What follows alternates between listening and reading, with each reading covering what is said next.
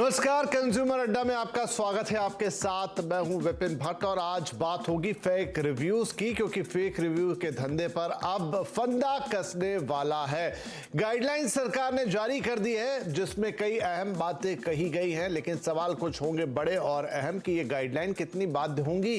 क्या इसमें जुर्माने का किसी तरह का प्रावधान है या ये सिर्फ एक गाइडिंग प्रिंसिपल के तौर पर काम करेगी? क्योंकि फेक रिव्यूज यानी कि अब जब हम ऑनलाइन शॉपिंग के जमाने में हैं, हम रिव्यूज पढ़कर ही शॉपिंग करते हैं, घूमने जाते हैं, होटल्स बुक करते हैं, रेस्टोरेंट में खाना खाते हैं, सामान मंगाते हैं। और अगर ये रिव्यूज झूठे हैं या खुद करवाए गए हैं, पैसे देके करवाए गए हैं, गलत तरीके से करवाए गए हैं, तो इसमें ये एक तरीके का धोखा है, आपके हमारे साथ गलत है। और इसी पर अब गाइडलाइंस आते हुए तो इन गाइडलाइंस पे करेंगे चर्चा। कितना अहम है इनके लिए गाइडलाइंस आना और ये गाइडलाइंस कितनी कारगर है, ये भी एक बड़ा सवाल होगा। लेकिन सबसे पहले एक नजर डालते हैं कि इन गाइडलाइंस में क्या कहा गया है। तो आइए देखते हैं कि फेक रिव्यूज की गाइडलाइंस क्या कहती है। हर तरह के ऑनलाइन रिव्यू पर लागू होगा। जैसे मैंने कहा आपसे, आप होटल बुक कर रहे हैं, वहां कोई रिव्यू हो रहा है, आप रेस्टोरेंट में खाना खा रहे हैं, वहां कोई रिव्यू हो रहा है, आप कोई सामान खरीद रहे हैं किसी ऑनलाइन वेबसाइट से, जहां भी आपको रिव्यूज करने को मिलते हैं, पढ़ने को मिलते हैं, वहां होगा वेबसाइट, सेलर, प्लेटफॉर्म। अच्छा हाँ, अब अलग अलग कैटेगरी में बांटा है।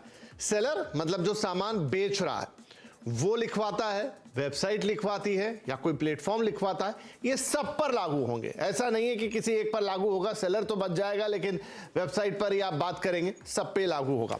रिव्यू करने वाले का वेरिफिकेशन होगा। ये बड़ा इंपॉर्टेंट है कि कौन रिव्यू लिख रहा है, क्या वो वेरीफाइड है या ये सिर्फ एक अनजान से व्यक्ति से आ रहा है, ये करना होगा। रिव्यू मॉडरेशन के लिए भी नियम होंगे कि वो रिव्यू आने के बाद वो किस तरीके से पब्लिश किया जा रहा है, उसे कैसे ठीक किया जा रहा है, मॉडरेट किया जा रहा है, उसका भी नियम बनाया जाएगा। पेड रिव्यू को पेड मार्क करना होगा। अगर आप कहीं से पेड रिव्यूज ले रहे हैं, किसी से पेड रिव्यू करा रहे हैं, तो अलग से मार्क करना होगा कि ये रिव्यू पेड है। और साथ में फेक रिव्यू को हटाना भी वेबसाइट का जिम्मा होगा। अगर फेक रिव्यू आपके यहाँ आ रहे हैं तो ये वेबसाइट की जिम्मेदारी होगी कि वो उसको फिल्टर करे, हटाए। रिव्यू हटाने के लिए भी गाइडलाइंस अलग से हैं कि किस तरीके से रिव्यू को हटाया जाएगा।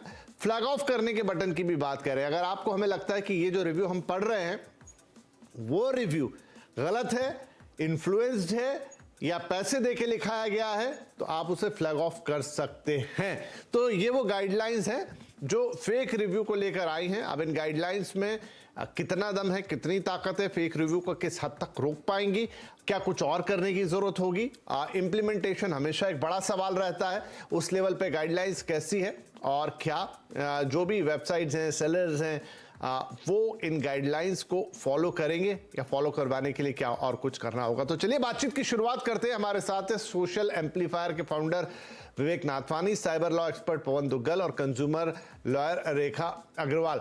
तो चलिए बातचीत की शुरुआत पवन दुग्गल साहब से हम करते हैं। दुग्गल साहब, एक और गाइडलाइन आ गई है। गाइडलाइंस काफी निकल रही है इन दिनों देश में, लेकिन अगेन ये गाइडलाइन ही है। ये शायद जितना मैं समझ पा रहा हूं उनको देख के कि ये पूरी तरीके से एक्शनेबल नहीं है। मतलब आप इन्हें फॉलो करें तो एक तरह के फॉलोइंग गाइड है। क्या ये उस तरीके से इंप्लीमेंट होंगी? क्या इनके अगेंस्ट में कोई पीनल एक्शन हो सकेगा? क्यों कोई इन्हें मानेगा? देखिए, गाइडलाइंस इसलिए महत्वपूर्ण हो जाती हैं क्योंकि वो दिशा निर्देश देती हैं सर्विस प्रोवाइडर्स को कि वो क्या क्या कदम उठाएं आगे बढ़ने के लिए। अब दूसरी दृष्टिकोण से अगर आप देखूं तो ये गाइडलाइंस कहीं ना कहीं केंद्रीय सरकार दे रही है ताकि आपके प्लेटफॉर्म पर जो कंटेंट है वो कानून के अधीन हो, कानून के अनुसार हो। अगर आप इन गाइडलाइंस का पालन नहीं करते हैं तो वैसे तो देखिए, गाइडलाइंस की उतना औचित्य, उतना महत्व नहीं होता जितना कि रूल्स एंड रेगुलेशंस का होता है। लेकिन ये कहा जा सकता है कि अगर आप गाइडलाइंस फॉलो नहीं कर रहे तब आप वो ड्यू डिलिजेंस या सावधानी नहीं बरत रहे जो कानून आपसे उम्मीद करता है कि आप बरतेंगे सेक्शन 79 भारत के इंफॉर्मेशन टेक्नोलॉजी एक्ट सन 2000 में। और अगर आप ऐसा करेंगे तो शायद इस बात पर आप आर्ग्यू कर सकते हैं कि as an intermediary, as a service provider, आपके पास जो सुरक्षा कवच कानून ने आपको प्रदान कर रखा है सेक्शन 79 आईटी एक्ट में, वो आपसे छीन लिया जाएगा। क्योंकि रूल 7 भारत के आईटी रूल्स 2021 कहते हैं कि अगर आप सर्विस प्रोवाइडर्स होने के नाते, इंटरमीडियरीज होने के नाते आईटी रूल्स का पालन नहीं करते तब आपके ऊपर न केवल आपका सुरक्षा कवच छीन लिया जाएगा बल्कि साथ ही साथ आप पर मुकदमे भी किए जा सकते हैं। लेकिन माइंड यू, ये रूल 7 केवल आईटी रूल्स के लिए है, ये गाइडलाइंस आईटी रूल्स का हिस्सा नहीं है। तो मुझे नहीं लगता कि बहुत मेजर इम्पैक्ट आने वाला है इन गाइडलाइंस के माध्यम से। हाँ, ये गाइडलाइंस कह रही हैं आप सत्य बात करो, सत्य कदम करो, सत्य चीजें करो, नो प्रॉब्लम, बट ये नहीं बता रही कि अगर सत्य आपने नहीं करके झूठ किया तो आपको किस तरह की जेल का सामना करना पड़ेगा। वहां पर मुझे लगता है कहीं ना कहीं ये जो गाइडलाइंस हैं उसमें थोड़ी बहुत कमी है, डेफिशिएंसी है। और अगर ये ज्यादा रूल्स एंड रेगुलेशंस के तौर पर आते तब वो आईटी एक्ट का हिस्सा बन जाते हैं, क्योंकि सुप्रीम कोर्ट ने कह रखा है कि अगर रूल्स बनते हैं आईटी एक्ट के तहत तो वो रूल्स भी आईटी एक्ट का हिस्सा माना जाते हैं। तो देखिए, उद्देश्य बड़ा अच्छा है, दिशा में हम सही जा रहे हैं। हम चाह रहे हैं कि जो कंटेंट है वो सैनिटाइज हो, रिव्यूज झूठे ना हो, लोगों को डिसेप्शन ना किया जा सके, उन्हें धोखेधड़ी में ना डाला जा सके। लेकिन साथ ही साथ कहीं ना कहीं वो जो पीनल एक्शन की आवश्यकता है, इफेक्टिव एनफोर्समेंट की आवश्यकता है, वो कहीं ना कहीं मुझे मिसिंग लगती है। तो इसलिए बहुत कॉन्फिडेंट नहीं हूं मैं कि बहुत महत्वपूर्ण बदलाव आ पाएगा वर्तमान सिनारियों में इन गाइडलाइंस के माध्यम से। जी हाँ, जैसे पर्सनल डेटा प्रोटेक्शन एक्ट के तहत अभी जिस तरह का पेनलाइजेशन हमने देखा, अगर उस तरह की कोई बात होती तो वाकई में लगता है कि दांत अच्छे तगड़े हैं।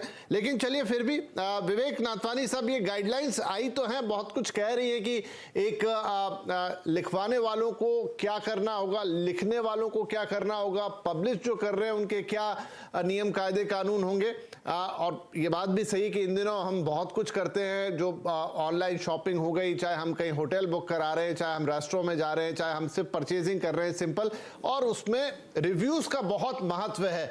आपको और हमें भी पढ़ के पता लग जाता है कई बार कि ये रिव्यू शायद ठीक नहीं है या ये पेड रिव्यू हो सकता है, लेकिन पूरी तरह से हम उसको शायद पहचान नहीं पाते, और बहुत सारे लोग तो बिल्कुल नहीं। क्या ये गाइडलाइंस उस लेवल पे जाके कुछ कर पाएगी जहां पर कम से कम वो छटनी की प्रोसेस हो, अगर कोई पीनल एक्शन ना हो तो?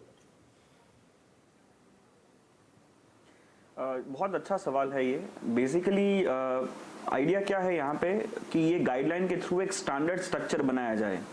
ये जो स्टैंडर्ड स्ट्रक्चर बनाने की कोशिश की है गवर्नमेंट के द्वारा, वो सभी को एक ही पहलू पे लाके खड़ा कर देगी कि जो रिव्यूज हैं वो कंज्यूमर ओरिएंटेड है और वो फेक नहीं है। कभी कभार क्या होता है, कोई भी कंज्यूमर अच्छे रिव्यूज देखकर बहक जाता है, उसके मन में वो एक लालसा या एक ग्रीड हो जाती है कि हाँ ये प्रोडक्ट अच्छा ही होगा क्योंकि इसके इतने अच्छे ज्यादा रिव्यूज हैं तो खरीद लेना चाहिए। पर बहुत सारे ऐसे कंज्यूमर्स आज टायर 2 या टायर 3 सिटीज में जो सिर्फ रिव्यूज के आधार पर ले लेते हैं। कुछ लोग आज भी वो रिव्यूज को समझ ही नहीं पाते। कोई भी कॉमन आदमी होगा, उनकी एक रिव्यू लिखने की एक स्टाइल या पैटर्न डिफरेंट होती है। अगर आप किसी से प्रोफेशनली पेड मॉडल के थ्रू लिखवा रहे हैं तो उनका अप्रोच और स्टाइल डिफरेंट होगा। तो यही कहीं ना कहीं ये जो ब्रिज है उसको ये जो गैप है उसको ब्रिज करने की कोशिश कर रहे हैं गवर्नमेंट ये गाइडलाइन के थ्रू।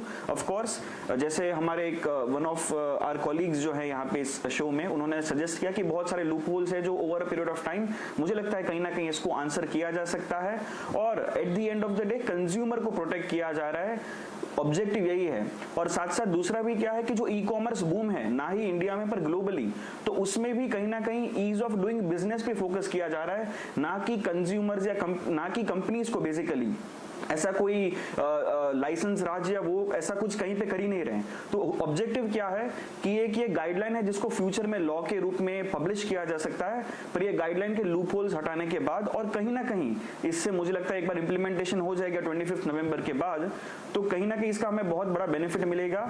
और ये जो फेक रिव्यूज की जो बहुत सारी बिजनेस चल रही है, इस प्रकार की जो इकोसिस्टम चल रही है, उसको भी कहीं ना कहीं इस माध्यम से कर्ब करने में बहुत अच्छी पॉसिबिलिटी आगे जाके हमें देखने को मिलेगी।